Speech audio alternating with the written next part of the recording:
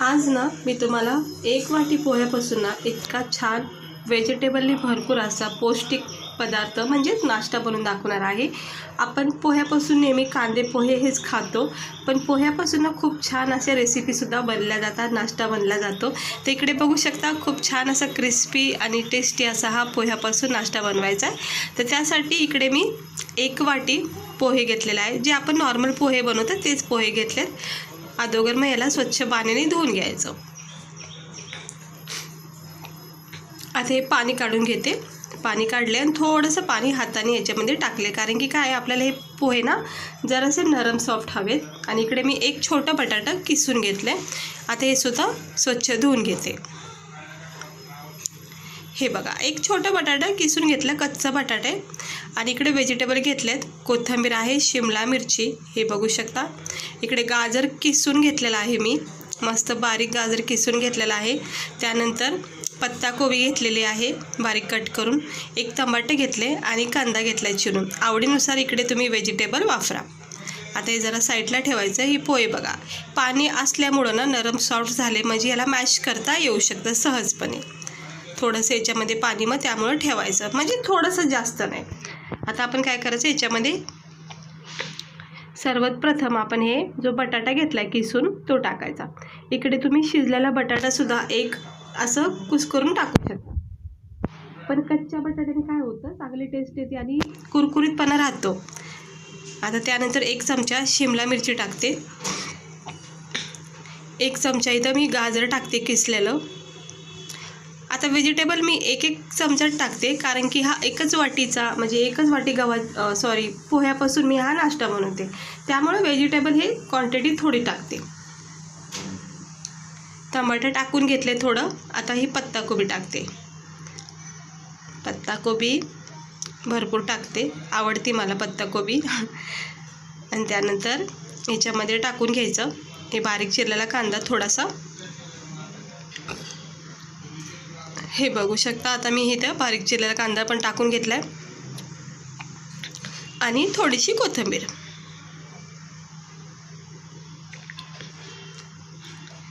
आता आपल्याला याच्यामध्ये टाकायचे चवीनुसार मीठ।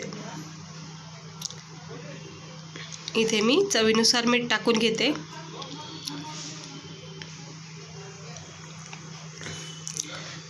चवीनुसार मीठ टाकून घेतलेलं आहे।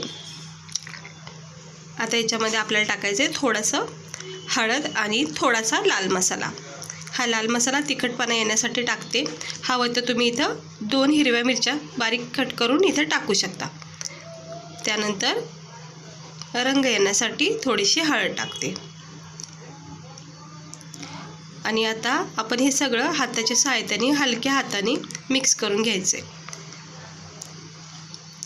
सफेद तीळ 1-1.5 चमचा टाकायचं, तिळाने छान कोटिंग येते नाश्त्याला। आणि दुसरी गोष्ट, मस्त खाता वेळेस ना तीळ असं म्हणजे खाता वेळेस जर तीळ आलं ना एकदम भारी वाटतं आणि दिसायला सुद्धा खूप छान वाटतात। मग आता हे मिक्स करून घेऊया। जे पण आपण साहित्य टाकलेत पोह्यामध्ये, व्हेजिटेबल मसाले वगैरे जे पण आपण काही वापरले ते सगळं मिक्स करून घ्यायचं। आता पोहे चांगले भिजल्यामुळं मॅश होतात, अगदी पिठासारखं आता हे बॅटर तयार होईल।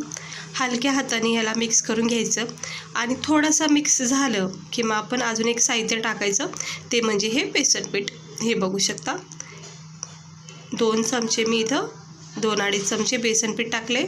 बेसन पीठ नसेल तर तुम्ही इथं मैदा वगैरे किंवा तांदळाचं पीठ टाकू शकता।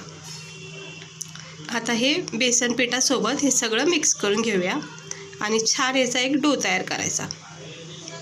खूप छान हा नाश्ता तयार होतो, एकदा नक्की ट्राय करून बघा। हे बघा पीठ मळून घेतलेलं आहे, वाटतं का आपण हे पोहे ह्याच्यामध्ये मिक्स केले आणि त्याचंच पीठ तयार केले। आता काय करायचं, छोटे छोटे असे याचे गोळे बनवायचे आणि याला कटलेटचा साईज द्यायचा।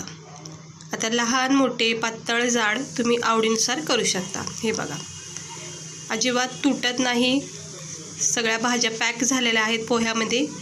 आपण थोडंसं बेसन वापरल्यामुळं छान भाज्याचा सुद्धा याच्यामध्ये फ्लेवर येणार आहे।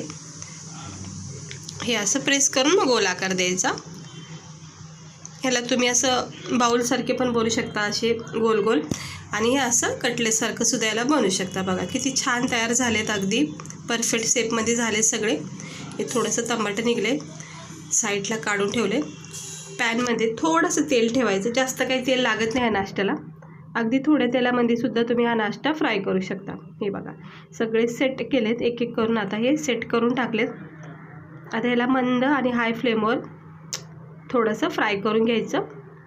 जोपर्यंत छान ह्याच्यामध्ये रंग तयार होत नाही तोपर्यंत याला फ्राय करायचा. तर खूप सुंदर असा हा नाश्ता पोह्यापासून तयार होतो. एकदा हा नाश्ता तुम्ही करून बघा, ट्राय करून बघा. ज्यांनासुद्धा तुम्ही हा नाश्ता खायला देताना त्यावेळेस सर्वात प्रथम तर प्रश्न विचारला जाईल की हा नाश्ता बनवला कशाने, म्हणजे काय टाकलं आहे नेमकं. तर तुम्ही ज्यावेळेस सांगताना की हा पोह्याचा नाश्ता आहे तर खरंच आश्चर्य वाटेल आणि तारीफसुद्धा नक्की करतील. इतका भारी वाटतो हा नाश्ता खाता वेळेस, म्हणजे कळून येत नाही की आपण हे पोहे वापरलेत आपण याच्यामध्ये. हे बघा आता पलटी करून घेते. छान रंग आला आहे, बघू शकता तुम्ही रंग किती सुंदर आलेला आहे आणि खूप क्रिस्पी हा नाश्ता तयार होतो. आणि आतून बटाटा भाज्या वगैरे असल्यामुळं आतली स्टफिंग मात्र छान अशी नरम लागते. हे बघा मस्त रंग असा येईपर्यंत फ्राय करायचं. मध्ये मध्ये थोडा गॅस फास्ट केला ना तरी पण चालेल, काय हरकत नाही, फक्त लक्ष ठेवायचं. हे बघा चमच्याच्या साहाय्याने हलक्या हाताने तीळ बघा सगळे असे वर तीळची कोटिंग आलेली आहे. तिळाने छान लुक आलेला आहे ह्याला. आता हे मी पलटी करून घेते हलक्या हाताने. आता थोडा वेळ ठेवते आणि मग आपण काढून घेऊया. बघू शकता तयार झालेले आहेत आपले पोह्याचे कटलेट्स.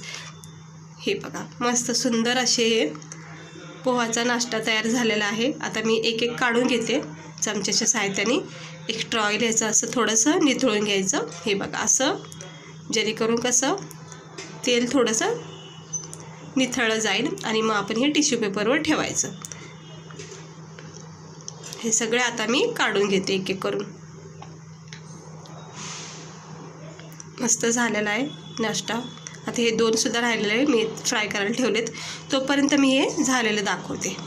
हे बघा बघू शकतात किती मस्त झाला हा पोह्याचा नाश्ता. कुणाला बघून वाटणार नाही की तुम्ही हा नाश्ता पोह्याचा बनवला आहे. मी ज्यावेळेस ट्राय केला ना पहिल्यांदा, खरंच अगोदर विचारण्यातच आलं की काय बनवलं आहे. मी ज्यावेळेस सांगितलं की हा पोह्यापासून नाश्ता बनवला आहे तर खरंच खूप तारीफ झाली आणि आवडीने खाल्लासुद्धा. तर तुम्ही पण नक्की ट्राय करा, खूप मस्त लागतो. भरपूर भाज्या टाकल्यात आपण याच्यामध्ये, त्यामुळं भाज्याचं प्रोटीनसुद्धा आपल्याला भेटतं. पौष्टिक आहे नाश्ता. रोज कांदा पोहे, म्हणजे पोहे जर करायचे तर आपण फक्त कांद्याच पोहे करतो. त्याच्या व्यतिरिक्तसुद्धा असा हा पोह्यापासून क्रिस्पी छान असा हा तिळाचं कोटिंग असलेला बघा नाश्ता किती मस्त वाटते. इथे तुम्ही तिळाच्या ऐवजी जिरेसुद्धा टाकू शकता. तर मस्त झालेला आहे नाश्ता. गरमागरम असा सकाळच्या नाश्त्यासाठी तुम्ही बनवू शकता. हे आता थोडंसं गरम आहे, सोबत मी घेतलं आहे केचप.